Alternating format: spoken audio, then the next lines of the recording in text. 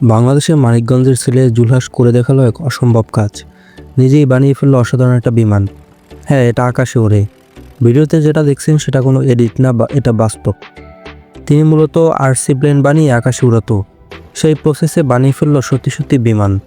অসাধারণ এই বিমান আকাশে উড়লেও বাংলাদেশের মানুষ প্রতিবার কখনো মূল্যায়ন করে না। নাহলে সেই সিলিং ফ্যান দিয়ে খেলনা বিমান দেখতে এত মানুষ আর সাংবাদিক যেত না। আর ওই খেলনা বিমান এত ভাইরাল হলেও এসব আসলে ভাইরাল হয় না। এটি তার আকাশে ওড়ার দ্বিতীয় ফ্লাইট। তার নিজের কোনো প্রাতিষ্ঠানিক অভিজ্ঞতা না থাকলেও 4-5 ধরনের আরসি বিমান বানিয়েছেন তিনি। শেষমেশ শখের বশে অনেক চেষ্টায় সত্যিকারের বিমান বানাতে সফল হয়।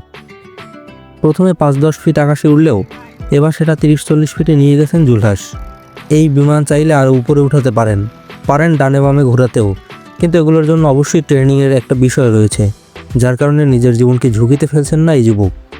তার ভিডিওতে সে বলেন, ডানে বামে ঘোরানোর জন্য একটু ভালো প্রশিক্ষণ নিয়ে তারপর আমাদের দেখাবেন।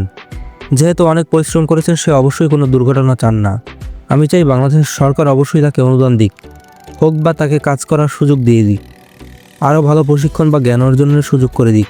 তাহলে বাংলাদেশে কম খরচে নানা ধরনের বিমান বানিয়ে দেশের খরচ অনেক কমিয়ে আনতে পারবে।